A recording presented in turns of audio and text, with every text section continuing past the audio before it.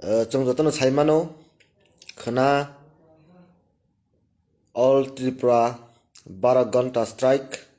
12 hour strike TSF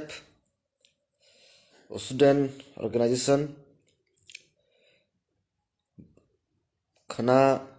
जे चीन एक इंसिडेंट उनजाक जों जतन साइमानो आं मियाव साजाक अकंनो चीनी ताखो खरकनै इकफाय परितंनाय बरनो जे हानां पिनां खाजोंमानि बुतक खाजोंमानि आबनो रगै जों जास्टिस मायसाक जों गराक चबानि बिसिंतै जों तेबो थानसान बिसिंतै जों सामुं खाजे कलायो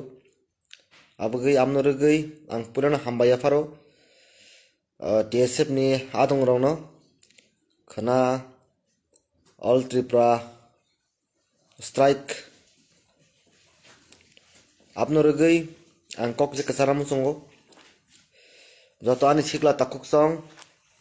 अंचे अक्रा चाक्रा जतनो जों खना पाल पालके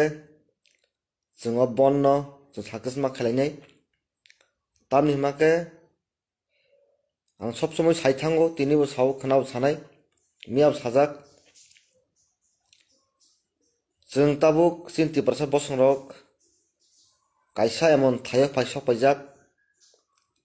जों थानसा आंनि हांके जों थानसानि बिसिंतै जों खरां दैसाया हांके जों ते मुक्ति मोना लामा क्रೈ ताबुक गजाक कसम खरांना जराया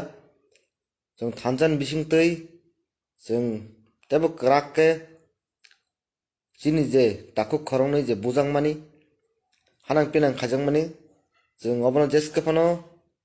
खरंनै चिन ताकुनो जों जास्टिस जों मानरि मारनाय जों खरां दैसाया हांके जों थानसा आंगै जों यूनाइटेडली जों खरां दैसाया हांके अमसुबाय थागलाक चिन्ति प्रसा बसं जों बुसां सालते खाजोंनाय बुसकांनि सालो चिनि तेबो साल हामिया फाइनाय आबागै त्रिपुरा हास्ते गनांगै जतो आनि खाजों ताकुते बुकुक सं आंको कसारामु संगो तो रिक्वेस्ट खाइनामु संगो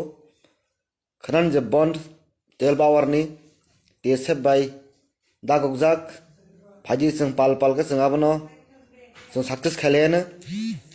खा खायो खना निजे बंद अमा एकटा एफेक्ट खालायनाय आबुनि आगलो त्रिपुरा हा गनांगै जों एकटा मेसेज रिमानाय जों तागो थानसा तंखो चिन्ति प्रसाद बसं जों तागो थानसा जे चिन ताको खरंनै जे स्टुडेंट खरंनैनो जे हानां पिनां खायनाय बरंनो जों तामके शास्ति रिमान चिनि स्टुडेंट खरंनैनो चिन ताको खरंनैनो जे टर्चर खायनाय ट्राफिक जे पुलिस तंनाय बरनो जों जेसकेफान जों शास्ति मारनाय तामनि माके तिनि अंगो खना अंगो देलिं लाइ तंगो फियाबा जों खरां क्राकके खरां कतरके जों खरां दैसा गाहांके जोंनि जे स्टेट गभर्नमेंट जों जे प्रशासन जे ताबुक जोंनि CM तंनाय बर जों प्रेसार मारथाय खालायो खनानि बंद कासे एफेक्ट लायनाय हां मानसुगो आबागै गसा कुफुर कर्म हन्यावै फाइदि थानसाके खनान जे 12 घंटानि जे बंद जे दागमान TSF रक जों पाल पाल कामनो समर्थन खायै जों खनानि बंद जों सक्सेस खालायान हामबाय।